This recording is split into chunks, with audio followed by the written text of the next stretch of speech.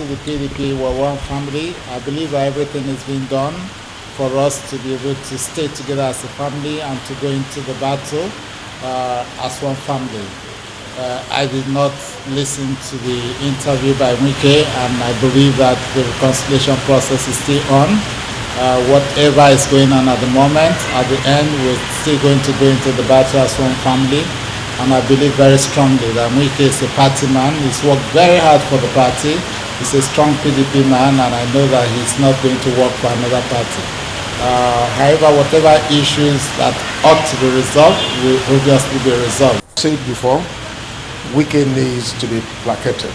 He's a very major stakeholder of our party, and whatever is the thing, we'll work ensuring that we have peace and reconciliation.